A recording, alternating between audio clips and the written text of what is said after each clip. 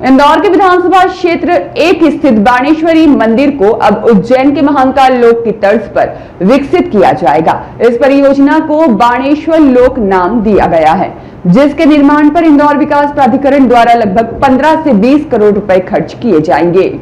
इस विकास कार्य का उद्देश्य मंदिर परिसर को भव्य धार्मिक और सांस्कृतिक स्थल के रूप में स्थापित करना है, जिससे श्रद्धालुओं को बेहतर सुविधाएं मिल सके। इस अवसर पर मंच से संबोधित करते हुए मंत्री कैलाश विजयवर्गीय ने इंटरनेट के प्रभाव को लेकर चिंता जताई। उन्होंने कहा कि इंटरनेट जहां ज्ञान का स्रोत है, वहीं इसके नकारात्मक पहलू भी हैं, जिनके कारण युवा और विशेषकर बेटियां भटक रही हैं। उन्होंने लव जिहाद जैसे मुद्दों का उल्लेख करते हुए कहा कि समाज को अपनी परंपराओं और संस्कारों से जुड़े रहना चाहिए। उन्होंने भगवान भोलेनाथ को जल चढ़ाने जैसी परंपराओं को भारतीय संस्कृति की पहचान बताया।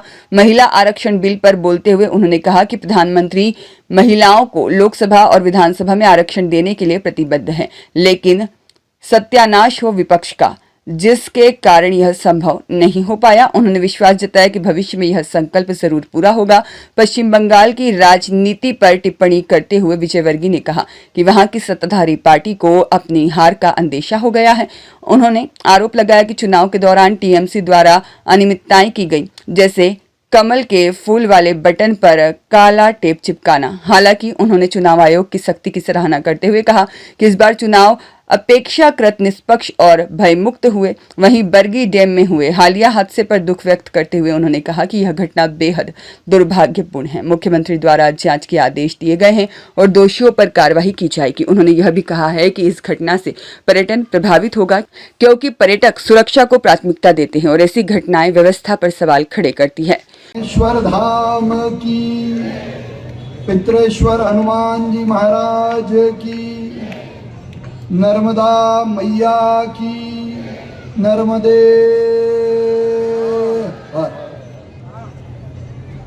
आज के इस बहुत भावपूर्ण और ऐतिहासिक अवसर पर जिनके प्रयासों से मुझे याद है कि जब आदरणीय कैलाश जी क्षेत्र क्रमांक 1 से प्रत्याशी घोषित हुए तो उन्होंने कहा कि प्रचार की योजना तो बनाओ, लेकिन क्षेत्र क्रमांक 1 के विकास का मॉडल भी तैयार करो और उसका प्रेजेंटेशन भी जनता को दिखाओ। और जब उस प्रेजेंटेशन बनाने की बात आई तो सबसे पहला काम उन्होंने कहा था कि इस विधानसभा में जो बाणेश्वर कुंड है उसके बाणेश्वर लोक को बनाने का काम हम इन 5 सालों में करेंगे। और आप सब जानते हो, जब से वो पार्षद हैं तब से उनका रिकॉर्ड है, जो वो कहते हैं वो तो आज जो उन्होंने कहा था उस काम की शुरुआत हो रही है। तो ऐसे मध्य प्रदेश के नगरीय प्रशासन मंत्री, इंदौर के पूर्व महापौर, जिनसे हम हमेशा कुछ ना कुछ सीखते हैं, ऐसे बहुत सम्माननीय कैलाश विजयवर्गीय जी के लिए जरा एक बार ताली बजाकर उनका अभिनंदन करें। और इस बात के लिए 10 गुना ताली बजना चाहिए। अभी मैंने बताई नहीं वो बात जिसके लिए बजना चाहिए, वो तो मैं बताऊंगा अभी। शहर में जब वो महापौर थे तो हर किसी के जीवन में कोई ना कोई दोष तो होता ही है, सब कुछ अच्छा है ऐसा नहीं है। तो शहर की कुंडली में भी कोई ना कोई दोष हो सकता है, लेकिन वो दूर हो और पितरों का हमको आशीर्वाद हमेशा मिलता रहे। इसलिए पितृ पर्वत पर पितरों के स्मरण में, उनकी स्मृति में इस शहर को हमेशा हरा भरा रखने के लिए और उनकी पितरों की याद में कई पौधे लगाए और फिर वहाँ पर सबसे सुंदर, अद्भुत और हमेशा आशीर्वाद देते रहेंगे ऐसे इंदौर के हनुमान जी को विराजमान किया। और अब उसी काम को आगे बढ़ाकर यहाँ बाणेश्वर कुंड को बाणेश्वर लोक के रूप में आगे बढ़ाने का जो काम करने वाले हैं, उनके लिए पहली बार से जरा 10 बार गुना ज्यादा ताली बजाओ। और इस आयोजन के अवसर पर जिनका सानिध्य, जिनका आशीर्वाद, जिनका प्रेम और कभी कभी उनकी डांट भी हमको हमेशा मिलती है, ऐसे परम पूज्य अलीजा सरकार धाम के श्री पवनानंद जी, पचकुइया मंदिर धाम और खातीपुरा को नया स्वरूप देकर इंदौर के मध्य में, इंदौर के हृदय में एक सुंदर राम मंदिर बनाने का काम जिन्होंने अपनी लगन से किया, ऐसे हम सब के आदरणीय राम गोपाल दास जी महाराज, बहुत सम्माननीय हमारे अखंड धाम के चेतन स्वरूप जी महाराज, हमारे पवन दास जी महाराज, मंच पर उपस्थित संत वृंद, मैं देख रहा हूं लगातार 2 वर्षों से बाणेश्वर कुंड के लोक को बनाने के काम के पीछे पड़े और आज उसका भूमि पूजन हो रहा है। उसमें अपनी अथक मेहनत से इस काम को कराने वाले मेरे मित्र और पूर्व विधायक आकाश विजयवर्गीय जी, उनके लिए भी जरा एक बार ताली बजाकर आप उनका अभिनंदन करें। आईडीए के हमारे सीओ परीक्षित झाड़े जी, इनकी आप ताली बजा के जरा 2 बार इनका अभिनंदन करिए कि इस काम को बहुत तेज गति से सैंक्शन किया, प्लान बनाया, टेंडर लगाया और अब उस कारण से ये काम आगे बढ़ रहा है। और मैं अपनी तरफ से एक बात के लिए और उनको धन्यवाद दे रहा हूँ। मैंने उनको कहा कि चंदन नगर वाला पुल बनाना है, वो आए, उसके बाद की पहली मीटिंग में उसको पास कर दिया और थोड़े दिन में अभी वो टेंडर लगने वाला है। तो उस काम के लिए कैलाश जी और परीक्षित जी दोनों का भी मैं सार्वजनिक रूप से धन्यवाद कर रहा हूँ। मंच पर उपस्थित हमारे सभी आदरणीय अश्विनी जी हैं, MIC के साथी, पार्षद दल के सचेतक कमल वाघेला जी, बरखा मालू जी, संध्या यादव जी, हमारे शिवम यादव जी, मनोज मिश्रा जी, राहुल जायसवाल जी, गोविंद जी, आदरणीय। वह माता है, वह सरस्वती है, गंगा है, जितनी भी नदियां हैं आप देख लो, क्या नाम है उनका? गंगा, यमुना, सरस्वती, क्षिप्रा, सब माताएं, सब नदियां सब माताओं के नाम पर। मतलब इस सृष्टि को भी पानी देने का काम करती है तो नदी माता देती है, वो भी माता है। तो माता की हमारे यहाँ महिमा अद्भुत है, वो सृजन करती है। खुद भले ही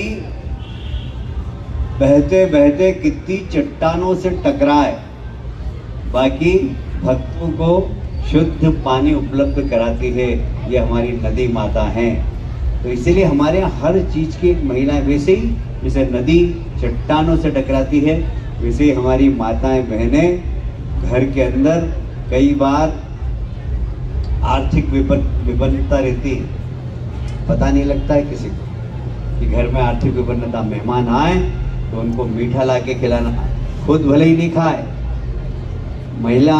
मेहमान आए तो उसको शुद्ध घी खिलाना, भले ही खुद सूखी रोटी खाए, क्योंकि हमारे घर की इज्जत, महिला की जवाबदारी घर के सम्मान की, घर की इज्जत बढ़ाने की होती है। और इसलिए महिलाओं को महान माना, वैसे नहीं माना।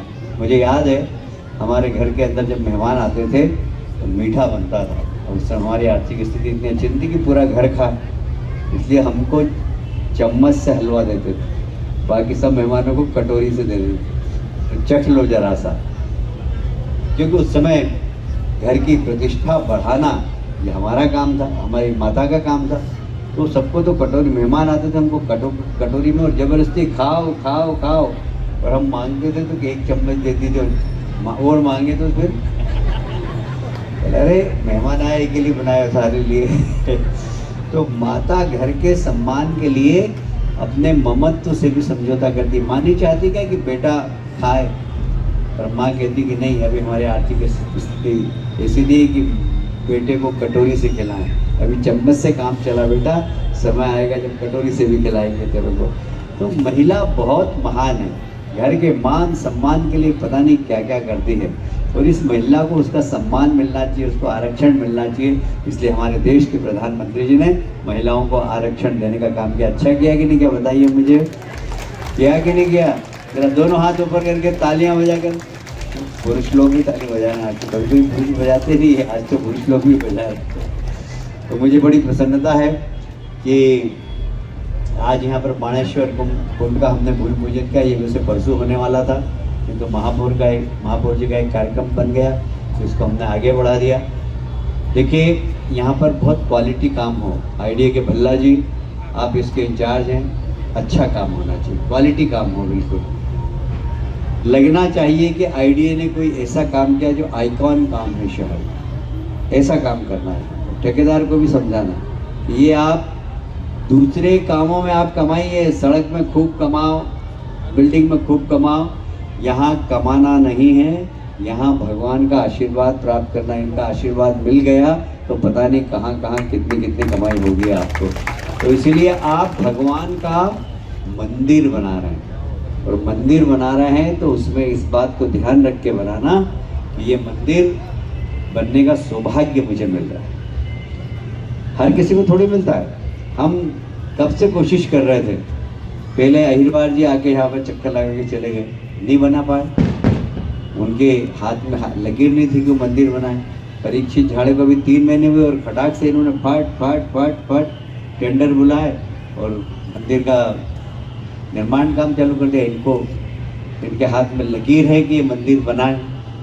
एक बार परीक्षित झाड़े जी के लिए भी मैं कहूँगा तालियां बजाकर स्वागत करें, तो यहाँ इस निर्माण कार्य को स्वयं खुद आकर देखें। और हमें भली कोई चीज़ें हमसे चूक हो रही है, आपको लगे कि ये भी बनना चाहिए तो आप बनाइए, अच्छा बनाइए। 10, 15, 20, 25 करोड़ जितना आपको लगाना है लगाइए। राज्य सरकार से जो स्वीकृति चाहिए मैं दे दूंगा आपको, आप उसकी चिंता मत करना। पर एक इंदौर का एक आइकॉन बनना चाहिए ये, क्योंकि जैसे आकाश जी ने एक बात कही कि ये यहाँ पर बहुत गरीब बस्तियाँ हैं पीछे, हमारे बच्चे दिशाहीन हो रहे हैं।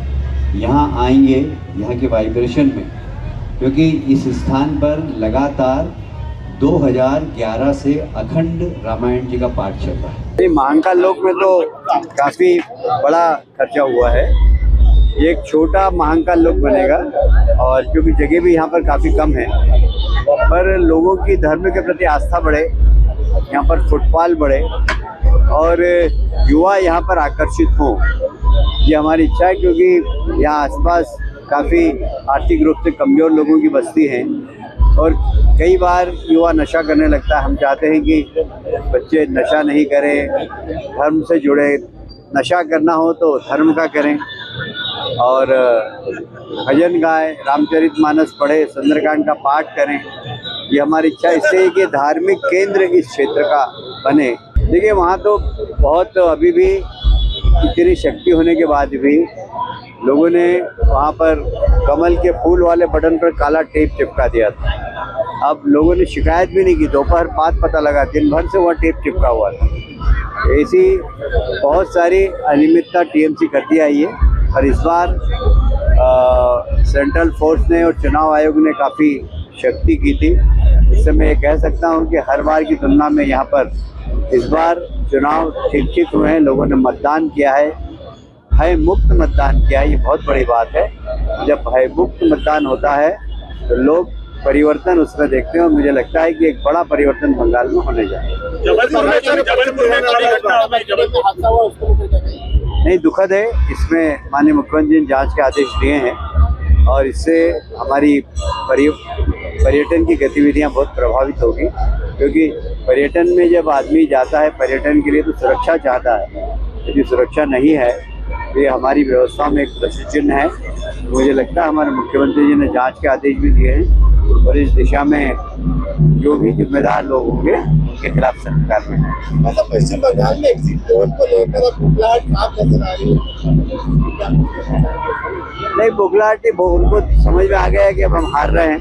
मुझे तो ये भी पता है कि उनके भतीजे ने बंगाल छोड़ दिया, वो कहीं पर छुप के रह रहे, ऐसा मुझे पता लगा। बंगाल में नहीं, उनके। ब्यूरो रिपोर्ट, सत्याग्रह न्यूज़, मध्य प्रदेश।